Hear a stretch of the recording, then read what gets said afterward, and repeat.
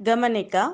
ఈ కార్యక్రమంలోని ప్రతి అంశం కేవలం విషయ పరిజ్ఞానం కోసమే, ఎవరిని ప్రత్యేకించి ఉద్దేశించినవి కావు.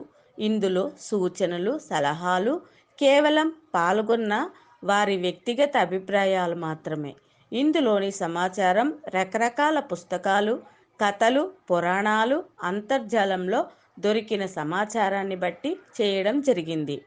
ప్రేక్షకులు విజ్ఞతతో గ్రహించి వారి సూచనలు పాటించటమా లేదా అన్నది మీ వ్యక్తిగత నిర్ణయం. ఇందులో కంటెంట్కి సంబంధించిన విషయాన్ని అనుసరించి ప్రేక్షకులు తీసుకునే నిర్ణయాలు మరియు చర్యలు వారి వ్యక్తిగత విశిక్షణ మరియు ఇచ్ఛానుసారం తీసుకోగలరు. ఇందులోని ఏ విధమైనటువంటి సమాచారానికి కానీ, వ్యక్తిగత ఫలితాలకు కానీ, వ్యక్తిగత లావాదేవీలకు కానీ ఛానల్ యజమానానికి, సిబ్బందికి ఏ విధమైన సంబంధము, బాధ్యత లేదు. ప్రేక్షకులు తగిన విశిక్షణ వహించాల్సిందిగా మనవి చేసుకుంటున్నాము. ఛానల్ యాజమాన్యం.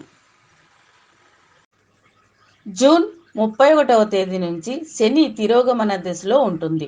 ఈ ప్రభావం అన్ని రాసుల వారిపై ఉన్నప్పటికీ కొన్ని రాసుల వారిపై ప్రత్యేక ప్రభావం ఉంటుంది. శని సడేసతి సమస్యలతో బాధపడే వారిపై మాత్రం అధిక ప్రభావం ఉంటుంది. శనిదేవుడు సంచారానికి ప్రాముఖ్యత ఎంతో ఉంటుంది. సంచారం వల్ల కొన్ని శుభ అశుభ ప్రభావాలు ఏర్పడతాయి. ఏ రాసుల వారికి ఎలా కలిసి వస్తుందనే విషయాన్ని తెలుసుకుందాము.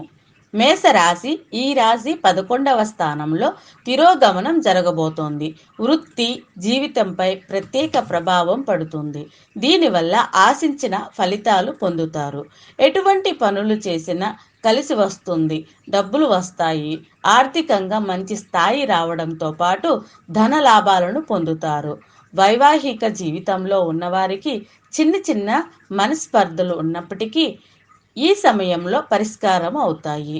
వైవాహిక జీవితంలో మాధుర్యాన్ని భార్యాభర్తలు చవి చూస్తారు.